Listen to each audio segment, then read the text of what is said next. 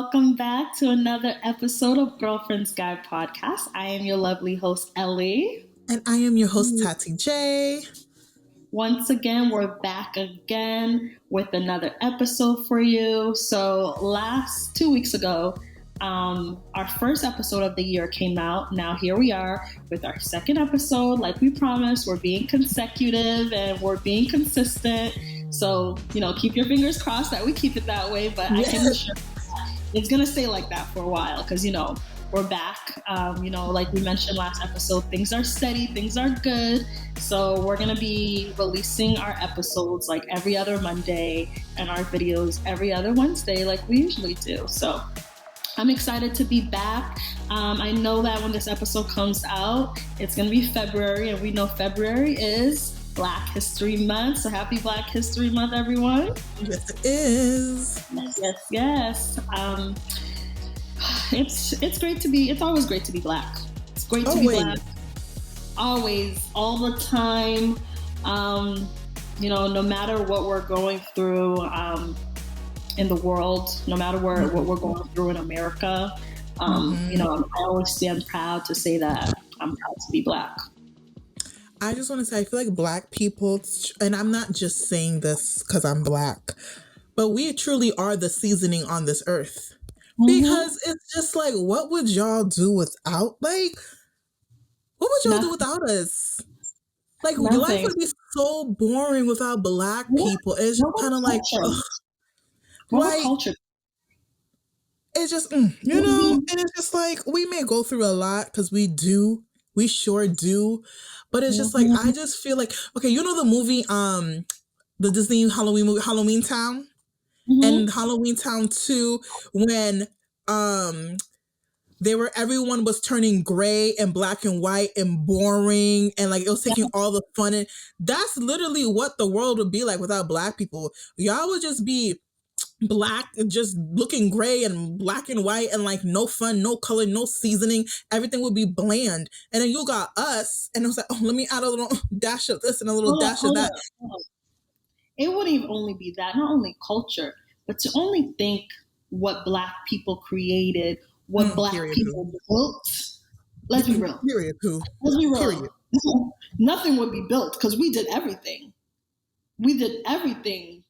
So America wouldn't be built at all. At all. We would still be on dune buggies and horses. Trying to get here, trying to shake ass in downtown, riding a horse. That's where we would be. And it's just like, shout out to us Black people. Shout out to us doing our thing. And I feel like, especially now, Black History Month, that's the reason I'm looking on my phone because I don't want to mispronounce his name. But we all know what's going on right now currently, because we're recording this towards the end of January. And I know this is coming out a little bit later, but I believe his name is pronounced Tyree. So Tyre Nichols, unfortunately beaten to death by 5 Black cops, and he was a Black male. And it's crazy because even on our live, and Atali was actually in my DMs, and she mentioned that we kind of mentioned this. It's like, when you hear things like that, you're like, please don't let him be Black. Please don't let him be Black, because it's kind of like we feel that sense of like, bro, already we had to lose one of ours, but for one of ours to take, multiple of ours to take him out, it's like, it hurts. It's an embarrassment. And it's a shame of not to be Black, but to be honest, it's an embarrassment that we have that commonality. I don't know these cops. I don't know anything about them. But the fact that one thing we do have in common, that already makes me feel like, yo, why did you have to be Black? And I honestly try to think. Not all kinfolks are not all kinfolk. Not all skinfolk are kinfolk. Yeah, and it's like, I try to think about why that is, why we feel that such attachment just based off color. And I truly, everything goes back to racism. Everything goes back to slavery. I truly believe it's because back then, when we were enslaved and we were being separated from our families, the only sense of commonality you had with someone was their skin color and knowing that they're going through that same pain with you, because you don't have your family. You're ripped away. So you're going to try to see who can I be familiar with? How can I create that safe space? And that aspect, when you saw another Black person, you know, okay, you're going through what I'm going through. That is what makes us connected. This is why so many of these Black people were able to take the Underground Railroad with each other and trust each other with each other's lives just based off of skin color. That connection was so powerful. And I think the same way, I forgot what it's called, where it's you're like, we have trauma in a sense in our blood from that. I believe that whole, because you're Black and now I'm ashamed because you're Black and you're doing this, I believe that coincides too, of like, we have one thing in common, and that is so strong because we know what it's like to live with that one thing in common. So when you fuck up, I fuck up too. And it's just so sad that we got to live that way. Yeah, we did mention that on our live, and literally when I saw that there's 4 of them, 4 Black policemen. 5 of them. My heart dropped. Yeah. And I don't know if I'm the only one, but I feel like we just took, was it 2020? We took 2 years. We went backwards. We went back. Like I feel like this is a setback. This is embarrassing. I am embarrassed for what we are fighting for. Mm-hmm. For this to happen? It is what crazy. What are we fighting? Like, what's the point? We're trying to defend ourselves, but what we're defending ourselves for is not what our words and our actions are not matching. Not matching at all. It was embarrassing. And I'm not even hold you. When I saw it and I was gonna post it, I was like, I can't even be a hypocrite and not post this, because if it was white cops, I would have. And I had that sense of like, damn, I'm really about to use my platform to not degrade murderers, but to degrade Black murderers. It's like, I have to, because what they did was completely disgusting, and there should be life for all of them. There should be no type of parole, no type of nothing.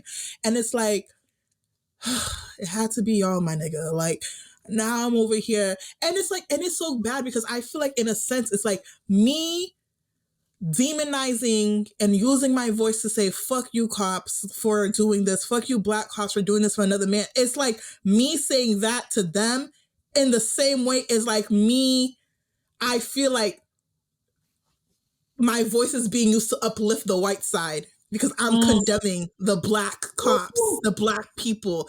And it's like, I don't want my position as a Black woman for me to say these Black cops murdered a Black man, horrible. I know these white people are looking at us like, it was your own, and now you have no choice but to keep the same energy. And it's like, ooh, I don't like that. We talked about this on our last episode, is that devils walk on these earths. Mm-hmm. Devils walk on the, just because it doesn't matter the skin color, it doesn't matter the color of your skin. Devils walk on these earths. What they did to that young man is not human-like. It's not okay. It's not what to treat anybody. So it completely breaks my heart. And I haven't shared, and I saw a post recently that said that, be careful on what you share, and like be careful on what you watch too, because we are linked, like trauma wise, we have psychologically, there's a link, trauma. When I watched that video, I couldn't even finish it in some way. When I watched all these videos, it takes me like a good 2 weeks to be okay. Like I would lay down, go to bed, go to sleep, and I would think about it. Everything I do, I think about it. I didn't even watch it. I can't watch it. It breaks my heart. It hurts. And this one hurts. This one hurts more, knowing that it's someone that looks like me. Because for me, I feel safer. I feel safer when I'm around people that look like me. And I'm sure when this young man saw these black police officers, he was like, "There's a little ease. If I get stopped by a Black police officer, I'm gonna feel a little more at ease. Yeah. Compared to someone who doesn't look like me. Yeah. For them to do that to him, I can only imagine the betrayal and the hurt that complete. Yeah. And like I said, I feel like unfortunately it's more common, it's more normalized, it's easier to digest when it's a white cop and Black victim, in the sense of we expect it more. And it's like we can easily just say racism. We can pinpoint why. Versus this, what? Like why? Like literally, like what was the reason for that? Like, you are Black. What was the reason? And it's like, I don't know the full story. I don't know why he got stopped. I don't none of that, but none of that matters. Why did you think it took 5 of you, first of all? And why, like, what is the issue? Because now I need to know, because like I said, the other ones is racism. We know that. And I think that makes it easier to, like I said, digest and understand. Like, it sucks. It sucks immensely, but it's all right. You're a racist asshole. Bet. Okay. We understand it. We can try to fight against that. What are we fighting against with this situation? We can't call racism. I feel like this is a setback. I don't even know. Yeah. I can't even put this into words, because right now, half the posts I'm seeing, we're showing him more in a positive light, but I feel like the Black community really doesn't know what to say. Everyone is saying, okay, these men deserve jail time, prison for life. But our reaction on if it was a white cops would have been completely different. I feel like we are lost for words. We can't even put the words together on how to even explain why and how this happened. And it's like, there was a protest in Boston. It's like, justice for Tyre Nichols. Granted, yes. But when it was George Floyd, when it was Breonna Taylor, when it was Arbery Ahmad, something close to that. I completely apologize. But when it was that, it was justice for them and justice for all. Racism. What are reforms are we gonna do? Like, what are we doing? Like, what that is the root of it. How can we change it? And also, it was police reform, defund the police, different things. And it still can be defund the police and police reform. But like I said, there's another aspect to this that I'm confused about. Like, what am I fighting for in this case? Because I don't know the reasoning. There's no racism, I guess, in this case. So what the hell happened? I don't know. Just, that family. My prayers are with that family. Yep. Justice needs to be served. And again, the Black community, we're just tired, confused, angry. I don't know. Well, we continue. As life goes on. Life goes on. It does. And it's just, again, I don't want to turn on the TV to see that it's someone looking like me that is causing the harm to others that look like me. And I don't want to see someone who doesn't look like me that is still causing the harm. Yeah. It's peace and love. Yeah. Well, we continue to dive into this episode, y'all. So for this episode, we are going to talk about, I know a lot of us are going to be able to connect with this. We're going to be talking about mental health at living at home. Mental health living at home. We got to breathe in, breathe out. Honestly. Yeah. This one's a personal one. This one's a personal one because for me, I recently moved out. I moved out on my own to a whole different state, September. I lived at home. I went to college, but you can ask Tati. I was home respectfully. Every weekend. I think in my life, there was only 3 to 4 weekends I didn't go home. 4 years of college. Respectfully, whether it's when I got my car, I was waking up Saturday morning, driving to church, going home, right? it was really for my parents. It made my parents happy. My parents loved to see that I was home. I remember, like, Ellie, you go home every weekend? Every week? It worked out for me because I was in a relationship at the time. So it worked out for me. But I was still like, damn, sis. Like, wow, that's a lot. Well, for me, it was sometimes I'm tired. I'm still driving back and forth to go. And I live 45 minutes away from Regis. Mm-hmm. It was to the point there's times I'm driving home. I don't even know how I got home, you know? And it's like, right. It's crazy to me how my parents didn't see how tired I was. And it was just more, I was so involved back. I was involved in church. I was involved in so many things. And I was trying to juggle both. And all of it was all for, you know, my parents to be happy. Look at my daughter. Look at her. She's doing all this. She's coming home. She's going to church. And when I moved back from college, things got a little more difficult because here I am. I did 4 years of college. I was on my own. Because although that I lived at home, I really didn't live fully at home because even when I was in college, my first year after being done with freshman year, I became orientation leader. So I lived on campus for the summer. So I never fully moved home, even though I was like coming home every week. I lived on campus. So when I moved back from college, things got a little tough. In the sense of that, I became I was switching from the Ellie or the Dolly that didn't really listen to her parents. And this is like, I'm going out. Before I was just like, hey, mom and dad, can I go out, please? No, it was like, mom and dad, I'm going out. Mom and dad, I'm going to Miami for a week. Mom and dad, I'm going to Europe. Mom and dad, I'm going this. And one thing about me, Tati knows this, I'm going to tell you that I'm leaving and going somewhere, whether it's a vacation, 3 days, 4 days. Ellie is a good child. But even I would be like, Ellie, you're doing too much. You're letting these people know you're leaving 2 days before you leave. You got, like, I would be like, Ellie, did you tell your parents? No. I'm like, Ellie, stop. You're going to give them a heart attack. You need to respect them because you're not being a good daughter right now in this moment. But I know a lot of y'all can relate to this because I know a lot of other people who do tell their parents only a few days. And the only reason we do this, and I know some of y'all are really going to feel what I'm about to say right now. When I used to tell my parents, when I was younger, it's literally an anxiety. So this anxiety started really young. Because I remember when my friends would do things, my parents were really strict when I was younger.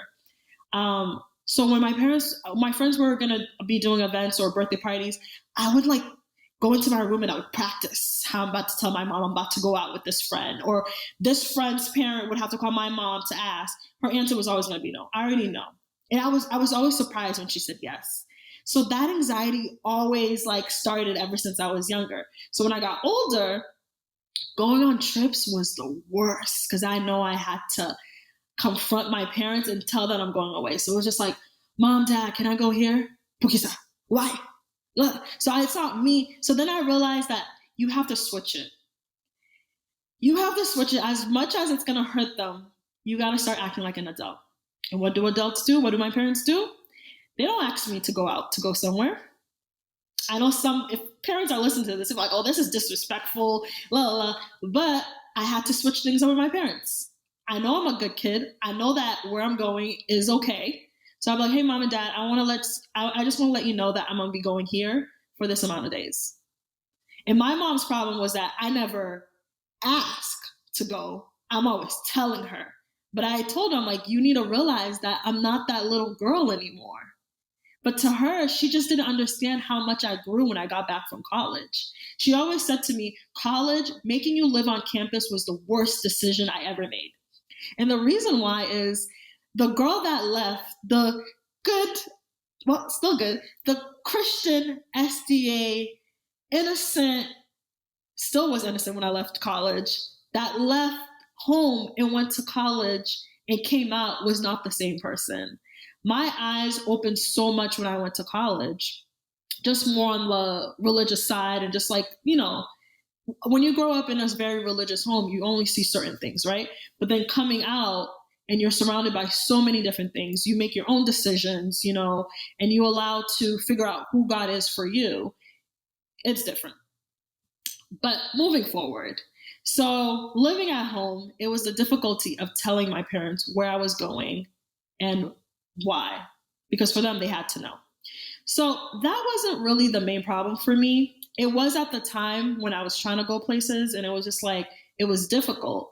But for me, is as I got older, I realized that I outgrown my home environment. It just didn't suit me, and I felt like I had to, for me to really be who I want to be, in order for me to really grow, I felt like I had to get my own space. And one thing I want to say to that, it's like, and this is how you know it's maturity on our part. And I think also like probably being in therapy and all this helps us realize like you get to a certain age where you can't be mad at their rules because it's their house. When you're younger, it's your house in the sense of like, I'm a kid, my parents take care of me, da da da da da. But once you get to like 25, 26, 27 area and beyond, it's no longer your house. You're living in your parents' house. Because at that age, typically, you can make that decision to leave. Like right now, I'm living in my mom's house. This is her house. I'm living in her house. Granted, over years and times, the whole going out thing, it hasn't really been an issue anymore. Every now and then I get the again, but overall, but at the end of the day, it's like, it's annoying and I can complain, but it is her house. And if I don't like it, I can get out. It is no longer my house. I don't like, it's like I said, once you get to a certain age, I can't say this is my house anymore. This is, people like, oh, do you live by yourself? And I'm like, no, I live with my mom. Like, I don't claim it as my house because you are an adult and you have the decision to leave. And currently I am not financially ready to leave. So what do? I got to abide and respect her rules. Granted, conversations were had. Once I left college, conversations were had where you have to be like, so sis, and the same like Ellie, like junior year, that summer going to senior year, I was an orientation leader. I lived on campus. I had to repeat a class and a clinical. So I really like had to, because we only had orientation day once a week, but I had a job at the mall close to my school, was retaking a class in a clinical. So I literally, even if I wanted to go home, everything was based at Regis for me. So then essentially that's like 2 years fully of not living at home straight. And I came back and I was like, yes, sis. Yeah, we're going to need to have a little conversation because like Ellie said, who left here and who's coming back, 2 different people. And you need to get to know this version of this person that's living with you now. So definitely, yeah, I get that part. It was changed completely. And as I always said, I'm going to move out. I'm going to move out. But I like living at home. We're at home, there's security. At home, there's manger, there's food. The lights are paid. Everything are paid. I don't have to worry about anything. And my money, I get to do what I want with it. My parents were the kind of parents that are like, oh, I need you to pay for this. My money was my money, right? But I did feel once I turned like 27, the things that you're going through in life sometimes, it's hard to do so when you're living at home and when there's so much to do. For example, I know a lot of girls, a lot of Haitian girls might be able to relate to this. The older you get, the more you become everything to your parents, right? The more you become their assistant, they're this. For some reason, they really think that you just know everything. This is why they sent you to school. Whether it's not even anything that you studied for, but it is what it is at this point. You didn't go to school to become a lawyer, but at this point, you are a lawyer for them, okay? If anything legal comes up, right? So I just felt like you're going through so much transition as an adult. And on top of that, you have your parents' responsibilities on top of yours too. And I just didn't know how to juggle it, but I was just taking it, right? And it came to a point where there was so much around. So when you're your parents' responsibility, your parents come to you for everything. They like to tell other people, hey, like my daughter can do that. And they offer your help to others, right? So then I'm in a situation right now. So I had this conversation with my mom this morning. Exactly. So if you don't know how to set up boundaries, your answer is going to be yes. So now on top of your life, on top of work, whether it's school, whether it's podcasting or other side hustles you have, here comes your parents. My parents are always going to be a responsibility. I always say that. I don't care what it is, whatever you need that I'm capable to do, that you don't know how to do on your own, I will do it for you. But other people, I don't care. If I have the capability of doing it, I will help. But if I don't have the capability of doing it, now that I know how to set up boundaries, the answer is no. You know what's so funny about that? Because like I said, I'm in this situation now. And I feel like, obviously Ellie gets it, but I feel like children, first generation immigrant, anything, who are only children have such a weight that those siblings who are, and I say siblings, I mean active siblings, not siblings, unfortunately, who don't do shit and everything still falls on you, active siblings. There is a weight that is put on us that no one understands. And I was just having this conversation with my mom. And my mom was like, okay, well, your uncle might come over Tuesday. He needs help with this. Can you do it? My uncle has 2 children of his own. And I sat down with my mom, out of all of her siblings who came here to America, my mom is the only one who has 1 child. My mom is just me. Everyone else has 2+. You have your kids to do it. And then at the end of the day, I am somewhat of the go-to niece because I'm the good, like, I'm not saying everyone's not good, but I'm the one who says yes.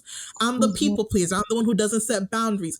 I'm the one, if like, oh, we need this. Okay, call Tati. And I'm just like, I can't be that for my parents, aunts, and uncles. Because at the end of the day, I have 2 children of my own. My parents.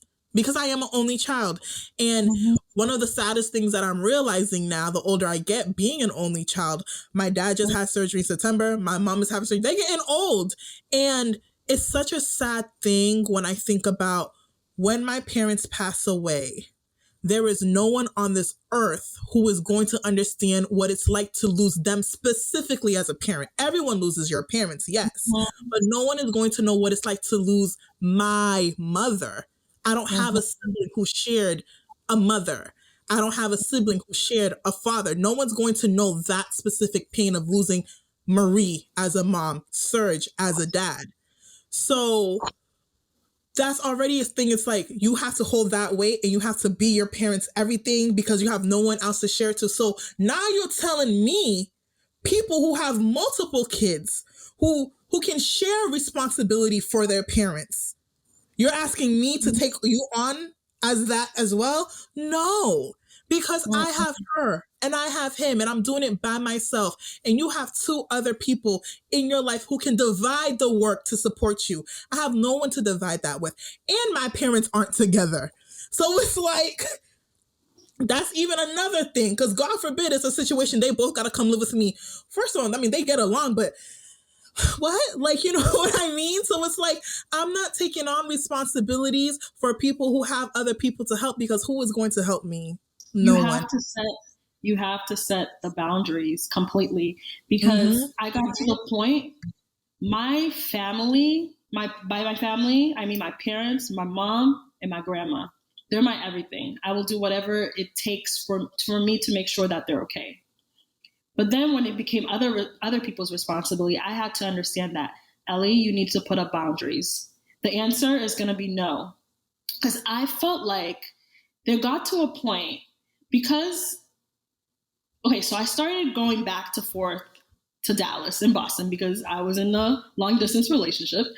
And that right there was the best thing ever. Because me going out of state was like, I'm letting y'all know right now. That was Ellie's villain era. That was Ellie, I'm going for a couple of days. Then it turned into, I'm going for 2 weeks. Then it turns to, I don't know when I'm coming back, but when I come back, you'll see me. And I was like, and I was for it. You know me. I told you, sis, if you're going to make this work, it's literally going to have to be like F everyone else's opinions and what they expect you to do and live your life. I was for it. Proud moments. Thank you, sis. Thank you. And it was needed. And I think that's what going away And let me tell you, everyone says to me, "How are you, a Haitian young SDA girl going to visit her boyfriend all the time?" I was honest. We ain't lying at this big grown age. I was honest to my parents. I was like, listen, I got a man. And guess what? We're not doing the Haitian long distance relationship where the man only comes to see you, honey. We're going to do 50-50. He coming, I'm going. And it helped me so much going because I remember it was one trip that made me realize, and I think this was the best trip ever. I went away and it was for a month and everyone was hitting me up. Everyone was like, so did you move? I didn't move. I didn't even have the idea of moving. And everyone was like, did you move? And I was like, no, I didn't move. It's just, I always bought a one-way ticket because I was like, girl, we're going to come back when we feel like we're okay to come back. Because when I come back, that's when all the responsibilities come back. But when I'm over there, it's just, I just feel free. I feel like it's just, I got to focus on work and I focus on my life only. So I went away in April of 2022 and I went away for a month. And when I got back, I remember working and I just started bawling my eyes. I just started crying. But everything was good. Life was good. I had a great boyfriend. I'm traveling. You know, I have amazing friends. My parents are healthy. But it just felt like I was so unhappy because I had so much going on, right? So much that I couldn't even control. It felt like this weight on my back. And I just couldn't, like, it was like this weight on, like, in my chest too. And I remember just crying. I called my friend Tasha and I was like, Tasha, I don't know how to explain this, but I feel like I'm losing my mind. Like losing my mind in the sense of like, I don't know how to explain how I'm feeling, because if I go to you and I'm like, hey, like I have a good job, a great paying job, I have a great boyfriend, what am I to complain about? There was nothing to actually complain about. It was just, life was too much. It was so much responsibility, so much that I couldn't handle. And just like Tati says, when you're only child, literally everybody comes to you. And it's just like, you already have the weight of your parents in your life. So how can you handle everybody else on top of handling your parents' responsibility? And then she's like, no, it's okay. Like, you know, just like relax, like everything's gonna be okay. And just like expressing that to someone who would understand what I'm going through really helped, because I realized, girl, you're not really losing it. I really thought I was losing my mind, because I'm like, am I selfish? Am I just complaining just to complain? But I just realized then that I had so much going on, like to the point, like my friends would invite me to things. I just didn't have the capacity to even go out. And I remember I finally had therapy, and I was explaining to my therapist how I was feeling. And then she was like, let me ask you something. While you were away, was everything okay back home? And I was like, yeah, everything was okay. And she was like, did anybody call you to do anything? I'm like, no. Did life go on for them? Did people figure out what they had to do? I'm like, yeah. She's like, they don't need you. You just continuously, you know, when people come to you, you continue to say yes, yes, yes, but they're going to be fine without you. If you decide tomorrow that you want to not do what they want you to do, they're going to be okay. And it was then that I realized, like, girl, you cannot just take everyone's problem, everyone's situation, everything that they ask you upon yourself to do. And you have to really just focus on yourself. And that brings me to our meme of the week, is like, your inner happiness and your mental wellness should be your priority in everything. And that's when I realized right there that I need to focus on my happiness. I need to focus on my happiness and what serves me. Mm-hmm. I feel like, and you know, I was talking to my therapist about this. It's like, and I feel like you and me are similar in the ways, especially with being an only child, like, upaka gate. Like, if you have more than one, for those who don't speak Creole, it's like, you can't mess up. You can't be the fuck up child because you're the only one.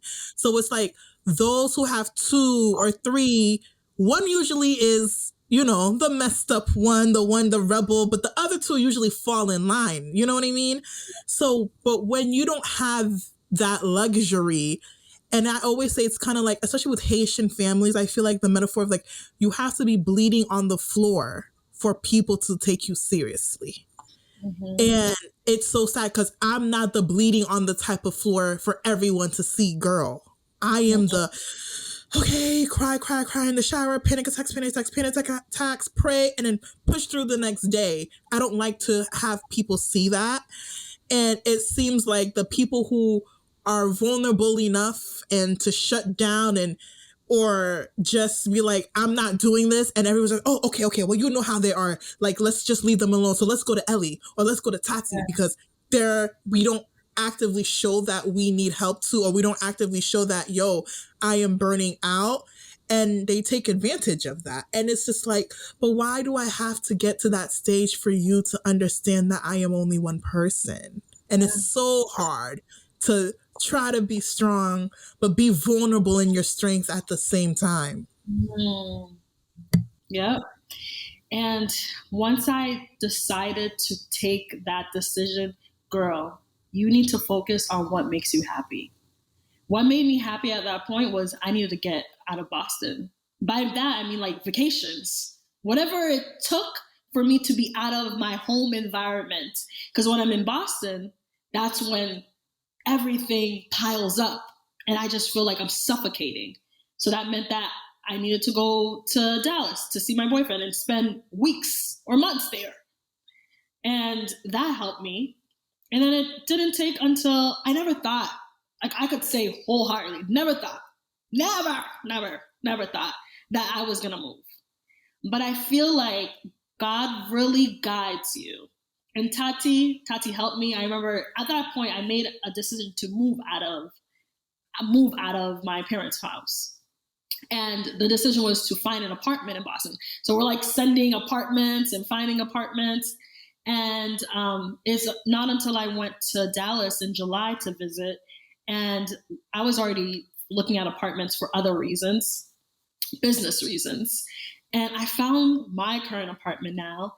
And it just like, you know, when something just aligns, I feel like God was just like, this is it. Like, this was it. I literally felt within myself, didn't even know then about my job or anything. I didn't even think about all that. I was just like, this is it. But then you're battling with the, okay, I'm leaving everybody, like everything. But I just felt like it was it. This was what God was telling me that I had to do. And I'm so happy that I didn't ignore it or block it out. I just listened and allowed him to like guide me. So came back to Boston, you know, did the whole process, didn't even ask my job if I could move. I just applied. Didn't know whether or not I was going to get, you know, past the whole, you know, background and get the apartment. Did. And then after that, didn't even tell my parents. And then everything was just guiding and like me until I was here. And then I remember finally, as a Haitian young woman leaving your household, it is one of the most stressful. And did I say Christian SDA? Leaving your household as an only child, it is very, very, and that was one of my biggest fear because I didn't know how I was going to tell my parents. Not only tell my parents I'm moving out of the house, but moving to a whole different state. Because I never had told my parents before that I was going to move out. You know, a state with your the state that your boyfriend lives in. A state where my boyfriend lives in. Well, I remember Tati was just like, I know Tati had the whole fear. I saw it in her eyes, like, girl, how you gonna tell us? Everybody I told, like most of my close friends all knew before I left. And they all were just like, their concern was my parent. But one thing about my close friends, and I respect this because even Tati knows, I think about and I worry about what a lot of people think about me. And the reason why I didn't talk about it in the beginning was because I was dealing with she's moving where her boyfriend is. But at the same time, I said my focus was my happiness. What made me happy? Where did I feel like I had the most support at that time? It was there. It was here. And in the back of my mind, in this whole move, it was like, if things go left, if things don't work out, baby, it's the same way I packed my bags and moved here, the same way I'm packing my bags and I'm leaving. And I'm okay with that. I knew it was a decision I had to make for myself that I had to move, but I knew I wasn't moving for my relationship. I knew I was moving because I just needed to find somewhere where I knew I was going to get the support and I was going to be okay, you know? So my friends, none of my friends asked me that question. Girl, you moving for a minute? Like, it was none of that.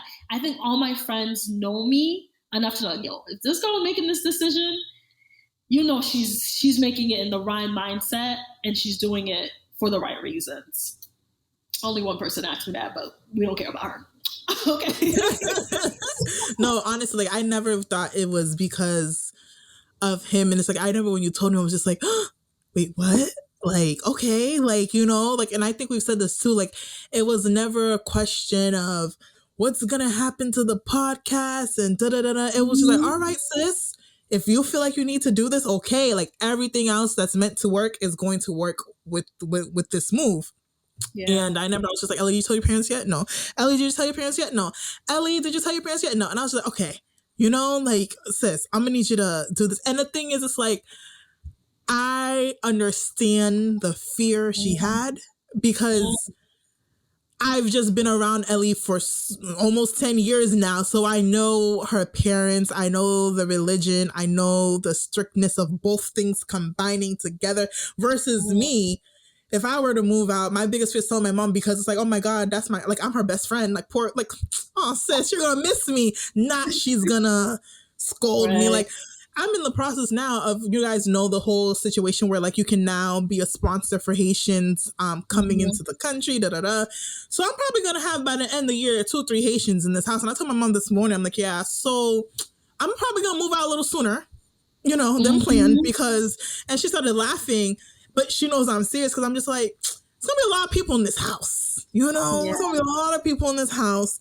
And that is great. That is perfect for them because I'm here to help. I want them to have this life. But yeah, sis, I'm about to check the deuces sooner than we thought. And like I said, there's no fear in me doing that. But I know for Ellie, it was a different situation. And I was just like, I'm praying for you, sis. Because I know it's different over there. So yeah, but you did it because look where you are. I did it. And I remember the night that I told my parents I was gonna tell them something, my heart was just like, I came back upstairs, I came downstairs, I went to the bathroom. I just felt like I was dying. I was like, this is the worst decision. I'm like, how do Haitian girls tell their parents they're pregnant? Girl! I was like, what? Because I felt like I was dying. But when it finally came out, my parents handled it in the way that they could. And I understand now. They did it in the way that they could. Yes, they already knew. When I already told them I had to talk to them about something, they knew it was something like that. Like they knew. My dad was like, oh, I knew it. And I was just like, okay, so you know it, so we good. But I think for them, it was just like, I'm their only child. I'm their baby. And now here I am telling them I'm leaving. They didn't think it was going to be soon. It was only a month. I told them a month before I left. Mind you, it was July. I found out. August, I told them. September, I moved. And my parents did the whole technique of, let's not talk about it, because if we talk about it, it's real. So then when the month that I was moving finally came, I brought it up to them 3 weeks before. I was just like, I was serious with y'all that I'm moving. And then that's when reality hit for them. They handled the situation not the best. They weren't happy at all. And it was one of the toughest decisions of my life. And I think this decision was so hard. I remember like literally being so sad. I think I was so sad because this was an experience I wanted to share with them, but I couldn't because they weren't happy. So here I was alone, not really alone because I had my friends and then I had my boyfriend that was helping me deal with the whole situation. But it was really tough because I really just saw that this was what was best for me. And I wish that they were happy in the situation, but I had to understand that this is tough for them and that their feelings in the way that they feel is valid. And I had to be okay with that. It is. I remember the day you told them, or it was the morning after, because we had to record. We were supposed to go to the studio. And then you called me And then you started crying and you told me what happened. He's like, I don't think I can record today. And I was like, that is no problem. Like, and we just talked about the situation. And I feel like it's just so hard with Haitian parents because it's kind of like, so I was listening to this podcast and they were talking about this thing called relationship credit. And I think it can go into all aspects of relationships in general, where it's like, over an amount of time, you're building your credit with that person. So it's like when they do that one thing wrong, look at their line of credit. Like, do they usually do stuff like this? Does this seem like this type of, like, this person is that type to, And it's like, you're one of the most level-headed. You're going to plan, you're going to think it through. And it's kind of like this one decision in their mind erased 27 years of the good credit you've built with them. And it's like, bro, those 27 years was good credit I built for you personally. This one credit is for me and I'm taking it. And it's just so sad because it's like, bro, if you don't even understand how much of my life was based off of pleasing you, and the one thing I do to please myself, you're going to take it away from me. And it's like, as much as we can understand and give them grace, it's just still so unfair to us. Yeah. And that's the balance of living in a household where they grew up, different time, different generation, different country. Like, it's literally like, for any of our listeners who aren't first generation, and you don't have to walk that line every day of like, this is what my life is here, but in my house, my life is different. And a lot of these things don't combine together. It's very hard to navigate. It's very, very hard to navigate. I kind of use that example when it's like, and I think most people, whether you're first generation anything or not, you're at home, you're taught if one person hits you, you hit them back. At school, you're taught if someone hits you, you don't put your hands on them. Imagine living those two different things in every single aspect of your life, where from literally being born to literally the day your parents die, you're always, even when you're outside of the house, even when you're an adult, you're still always going to have to navigate that. And it's one of the hardest things. And I feel like people don't talk about, and I wish someone would do research. There probably is that we're crazy. And I think it's, like I said, trying to balance life with two different opposite complete cultures. That has to take a toll on you mentally, emotionally, and psychology, not psychology is the right word, but whatever that word is. Like, it definitely does take a toll on you. And it's just like, Lord, you really want me to be a stronger soldier, huh? I didn't sign up for that. I didn't sign up to be, like, I love being Haitian though. Would never change it for the world. It's not for the weak at all. It's not for the weak. It's not for the weak. It's not. But I made that decision leaving, knowing that, hey, I might not talk to my parents for a while. And am I okay with that? No. I remember literally the day leaving, packed up my bags, and my dad's really looking at me like, girl, you really doing this? Like, okay. My mom's really looking at me like, you really doing this? They're not talking to me. They're just like looking at me like, remember going to the airport? Literally the whole flight, I was literally in the middle. Was I sitting in the middle? No, I was sitting at the window. And I remember just literally, I had my mask on. I'm literally bawling my eyes. Finally get to Dallas. And I walk into my apartment. It just didn't feel real. Like, girl, like, you really... I only had one luggage with me, one luggage because I was coming back to Boston for my friend's wedding. Literally had one luggage, nothing in my apartment. I'm literally starting over completely by faith. Whether or not if I could have buy like furniture, the only thing I bought while I was in Boston was my bed on a budget, which arrived. Everything was going well, which arrived the day I got to Dallas. It was supposed to arrive like a week later, but my mattress, bed arrived like literally the day I got to Dallas. And the funny thing is that one thing about me, I can struggle, but I couldn't see myself sleeping on the floor. So I'm like, God, you know me, and you know I couldn't struggle like that. So everything was going well. God here, things are going well. And I was just like, I really thank God, because I just felt like he guided me through the whole thing. It was a sad situation, and I felt hurt in the situation. It was hard for me to make that decision. And I think I kept asking myself, why do I feel so sad? Why am I unhappy about this situation and the decision. But I realized that not every decision that you make, even though it's a right decision, will make you feel happy sometimes. Even though I was happy that I moved, but I didn't feel completely happy. I just still felt sad. Only felt sad because of back home. Like my parents weren't so happy about me moving. But I realized that a lot of times it's you're not feeling comfortable, and it's things that bring you out of your comfort zone. So I was out of my comfort zone. I'm a routine girl. I go to the same gas station. I go to the same stores. I do not change things up. I do the same thing. So this was different for me. I just never been away from my parents. My parents are literally my everything. I depend on them for a lot of things. But here I am finally getting my independence.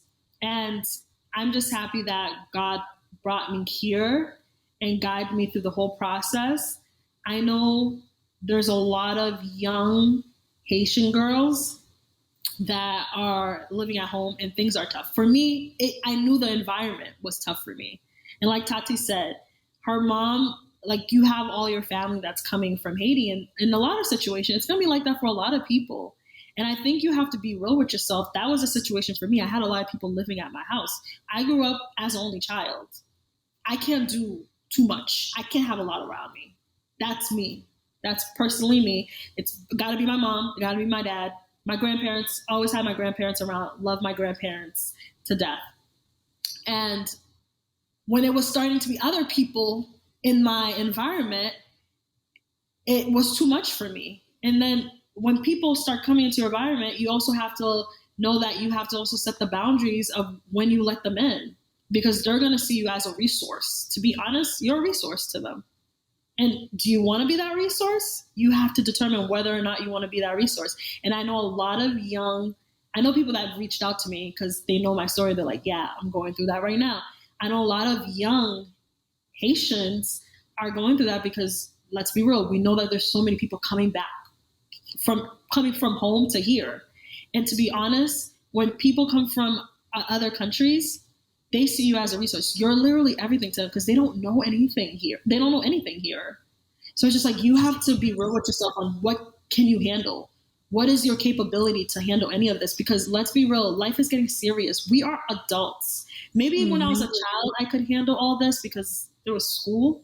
But what did I have to do? Adult, it's stressful. You have life, you have responsibilities, and now you got to take other people's responsibilities. I couldn't do it. And for me, that was my decision. My decision was to go somewhere where I can focus on my happiness, where I can focus on me, pour my energy into the podcast, because I'm going to be real with you. There were a lot of times we didn't record. I was just tired. There was like all the things that you're dealing with.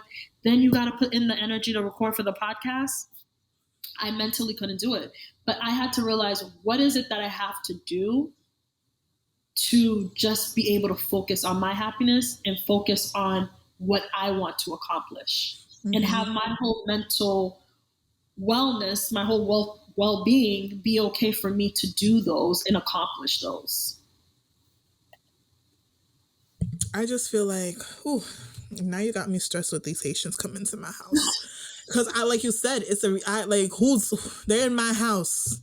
Who's going to sign them up for English classes? My mom doesn't know how to do that. Like, it's going to be me.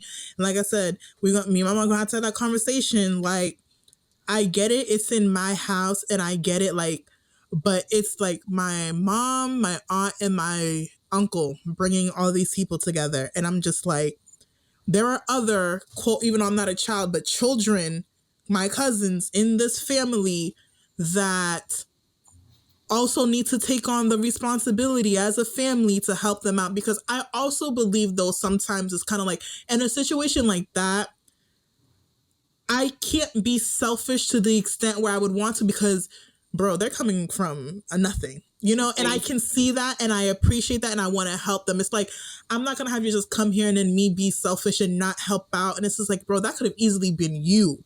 So this is when it's like, I feel like our whole family needs to come together and understand that, like, we finally got them here. So we all need to do our efforts to help them. And I feel like some of my other cousins, they have their own families too. Like my older cousins have their own kids, so it's like not necessarily they can do too much, but they also, I feel like, are stronger in setting up their boundaries with the adults in the family, and because of that, they don't necessarily task them as much. So they come to the younger cousins, like you said, the ones who like, what do they have to worry about? They're like, they don't have kids. Da, da, da, da, da. So it's like, what's mental health anyways? Like, you know what I mean? And it's like my other two younger cousins, they're not the go-tos. So who's left? It's me. And it's like, I'm going to have to talk to my mom about that. Like, I want to help. I want to do this. But it's going to have to be a whole family effort. And I can't be the only English speaking, English reading, you know, higher education one in this whole scenario helping everyone out. Because there's only so much my mom can do. There's only so much my aunt can do. There's only so much my uncle can do, you know, literacy wise and all of that. But I can't be the only one. And if it's going to be that, then I'm going to look like a selfish bitch because I'm not putting all of that on me. So we're going to have to divide these chores up amongst the 5 cousins to see how we all can help, because it's not going to work. It's not going to work for me. It's not selfish. It's not selfish. I remember my therapist telling me it's not selfish. You just have to put yourself first. If you have the capability of doing it and you decide not to, okay, maybe that's, considered selfish. But if you really feel like you cannot handle any more on your plate, that's not selfish. And I think when I left, my parents realized how much I was handling, because things started. Well, by the way, guys, me and my parents are like, we're cool. Everything. That's the thing I'm gonna tell you. We gotta give our parents credit, because my parents were stressed, so stressed. But here we are on the phone chilling. Like, things are good. They ask me all the time, like, oh, how's Dallas? Like this and this. Like, we're cool. So here I was worried about them. If I had never made the decision because of them, joke on me, because look at them. We're good. I think when I left, my parents realized I had so much on my plate, because it's just like when people try to reach out to me, my mom always tells them, no, she be telling people like, oh no, she's really busy. She's busy. She can't do that. Like, she's already putting up the boundaries for me, because I think she realized so much that I was handling back home. Because to be honest, a lot of things fell back on her when I left. And I think my mom and I are similar. And I tell her all the time, put yourself first. If you're not able to do it, don't do it. And she's learning how to do it. But I think it's great, because as I guess first generation kids here in America being raised here, we got to teach our parents a lot of things. My mom, she doesn't know how to put her happiness first, and that's me teaching her how to put her happiness first. For me, for my mom, this move right here was like, I always say this, I think my mom looks at me as in like, wow, I kind of wish I was like her. I do see her. I do see her when she does look at me like that. Because they're jealous. Yeah, they're jealous. They're jealous. Because there's some decisions I make. I be seeing my mom look at me like, oh, wow, she got some balls. She got some balls. And I'm like, girl, you can do this too. You could have been doing this. Because my mom is the total please. I see myself in my mom. She's the complete pleaser. Perfect. Everybody I meet that knew my mom when she was younger literally explains to her like how I could have been if I didn't decide to be like, girl, you need to do what makes you happy instead of trying to please everybody else. They're gonna be fine. And I just, now at this grown age, I really be teaching my mom like, no, you're not doing that. No, you'll be okay if you don't do that. You put yourself first. You don't gotta do that. Everybody's gonna be okay. And they're learning. They definitely, if they don't have a choice, they don't have a choice. Like, y'all came from a whole different country, learned a whole new, English, a whole new language. And English is one of the hardest languages to learn. Like, y'all did all this and y'all telling me you need me, little old me. When you did this whole Christopher Columbus move and finding a new land and da-da-da-da, like, sis, you're stronger than me. Because you think me? Moving to a new country, learning a new language in my late 20s, early 30s, starting with nothing, living with people. Mm-hmm. you can do this. I tell my mom all the time, like, honey, you came to this country illegally, and I can say that because she's legal now. But you came to this country illegally. My mom came here on a plane. They literally go, here's this little girl. She's pretending she's your daughter. Once you get to Florida, here's where you're going to drop her off to, and then boom, get on another plane, come to Boston. She did all of that. Wow. Like, I'm like, mommy, stop. Upa egale. Like, you can do these things for yourself. You can. They're not. But here's a Haitian mentality. And I told myself I'm not having this with my children. The Haitian saying, and I'm sorry to my non-Creole speakers, I'm going to try to translate it. Bourrique fait petit pour bourrique. Pour petit capon soin, like something like that. Petit capon soin parami or something like that. Oh wait. Porte bourrique or something. It's so basically the saying is like is bourrique donkey? Donkey, like donkeys have kids for the kids can like carry the load. Basically, bourrique fait petit pour petit no bourrique. Like that's what it is. And that's literally the Haitian mentality. The Haitian mentality is like, okay, I'm fin faire petit ça, m'voye l'école. Oh, I'm sorry, guys. My whole Haitian. I have this child. I brought her to America. I bring her to America. I gave her good education. The least I deserve is for you to like literally tire yourself out so I can have a good life. So I'm set. And yo, we need to stop having kids with the expectation of them owing you back because they did not ask to be here. And my mom always says this: having a kid is an investment. You don't know what your return is going to be. You don't know what your return is going to be. You do it and you hope and you pray for the best, but there's no guarantee on how that child is going to turn out. And I feel like that's the best way you can go into having a kid. I'm hoping and praying for the best, but God knows who really knows how it's going to turn out. But at the same time, devil's advocate, I'll be damned if I have a kid and I do my ultimate best to set you up and put you in a position to do good. And I, like, you know, when you get older, you need help. And then you don't call me, you don't check on me, you don't do anything. Like, the first sign of illness, straight to a nursing home, you don't even, no. And I'm sorry, I think at least parents deserve that. Parents deserve that respect of I'm your parent, and when you can and if you can, help. Yes, I do think that should be responsibility of the children. And unfortunately, not all children are like that. Not all children see it that way. But like I said, I'm not having children for them to give me back, but I'm also having children to have a family. I'm having children to create a community where we can all depend on each other, not just a one-way street, but a two-way street, where if we need each other, we know that within these four walls, within this community, we have that support. And I don't like how some children are just kind of like, well, yeah, I didn't ask to be here. Well, like when your parents get old and they need help going to the grocery store, you're not going to do that for them? Like, you're not going to try to help them? Like, little things like that. It's like, you're not doing that? That's the thing. I think it all depends on your relationship with your parents, because even right now, as an only child, I'm already thinking now, I'm not putting my parents in a nursing home. I'm already thinking, hey, girl, once you start making some extra funds, we're putting aside a fund for your parents. I'm putting aside a fund for my parents. Like, I'm literally starting this towards the end of this year because I'm all that they have. I already know. I see my mom now taking care of my grandma. It's too much for her. I don't want to tire myself out like that. I know that I need the support. What support do I have? I don't have siblings. Who am I going to rely on? Hey, I'm tired today. Hey, can you go check on mom? Who's going to do that?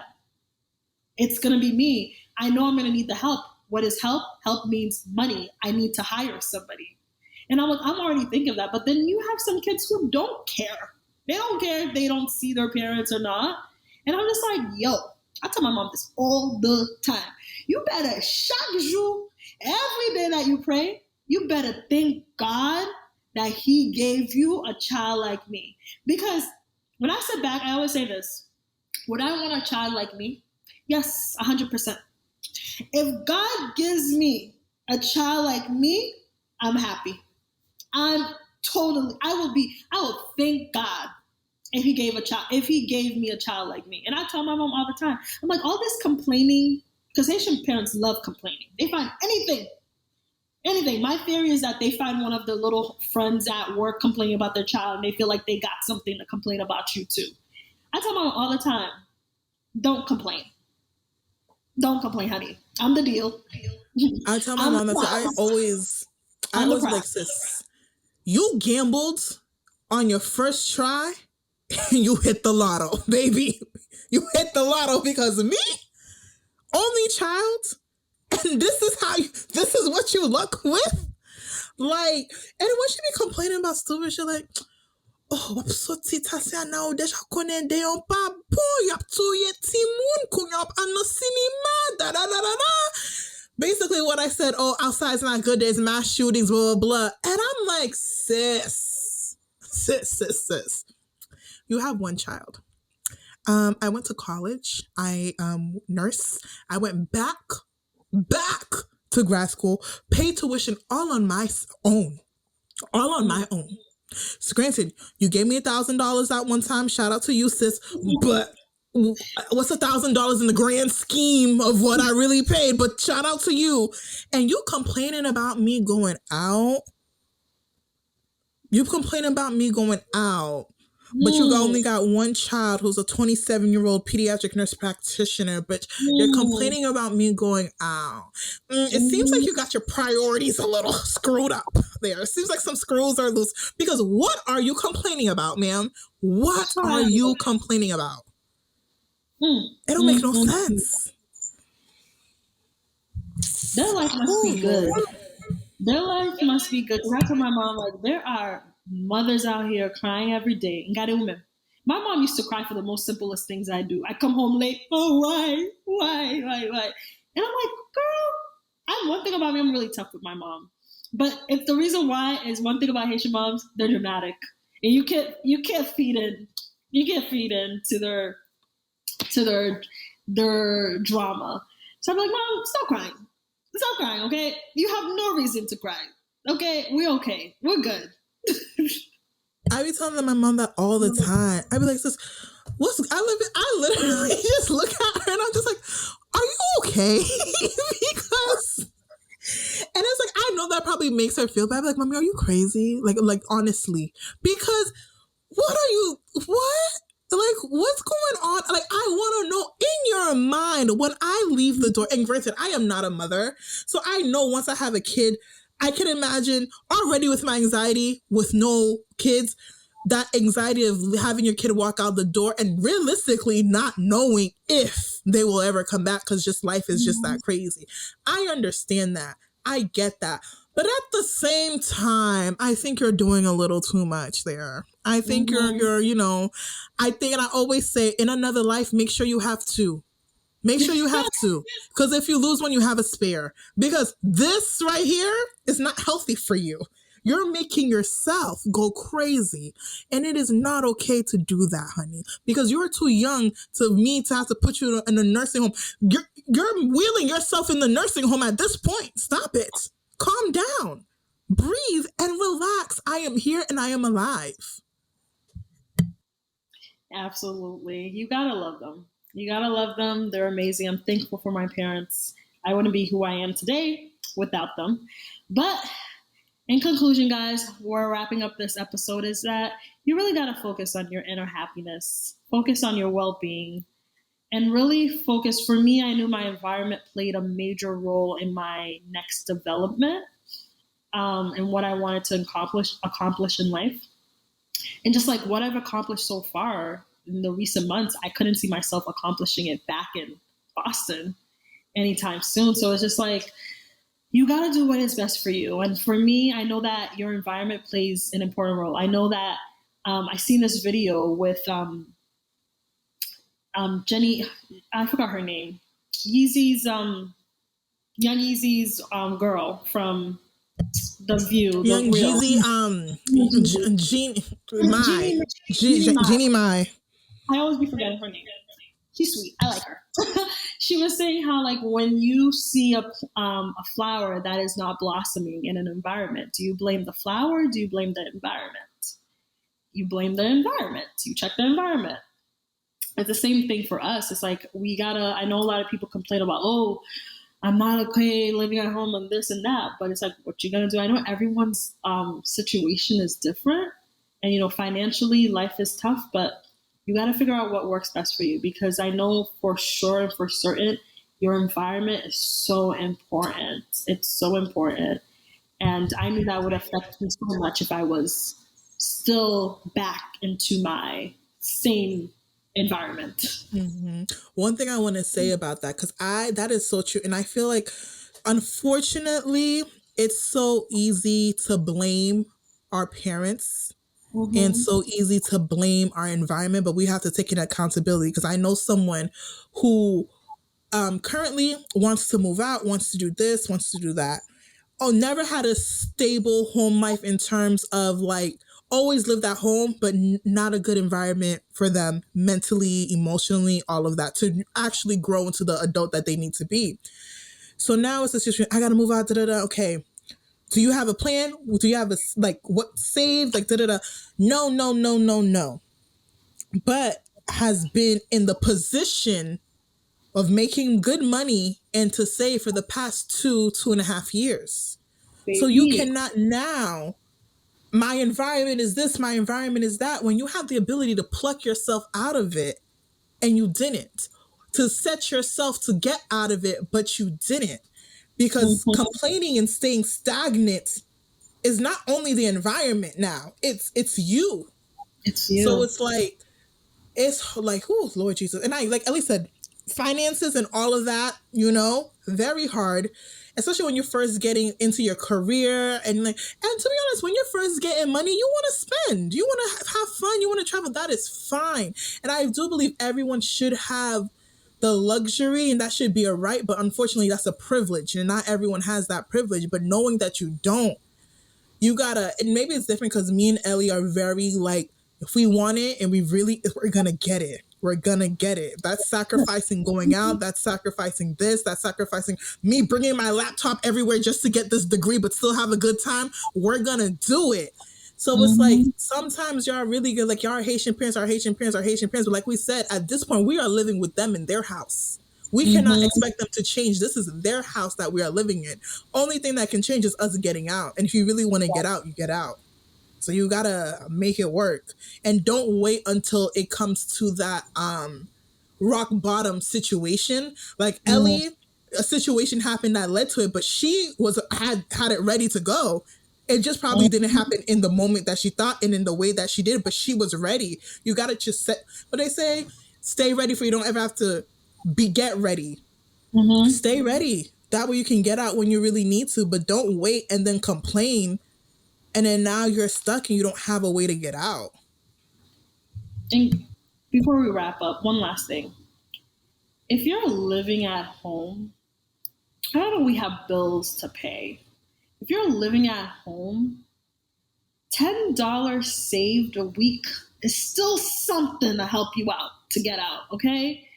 And I was privileged. I've always been privileged growing up. I say that 100%. My household always felt safe.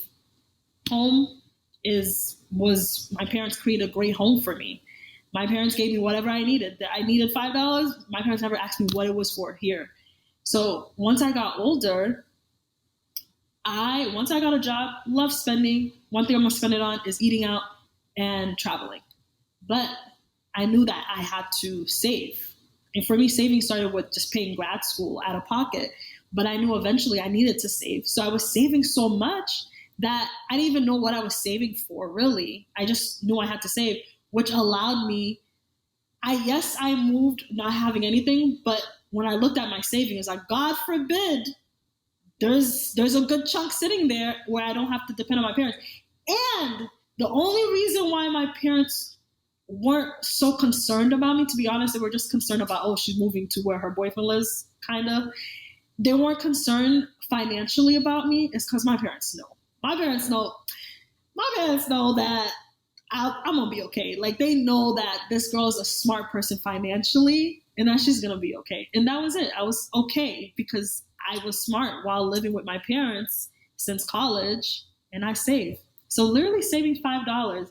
I literally tell people this: if you're trying to move out next year, trust me, by saving $10 a week, it could benefit you so much. Yeah.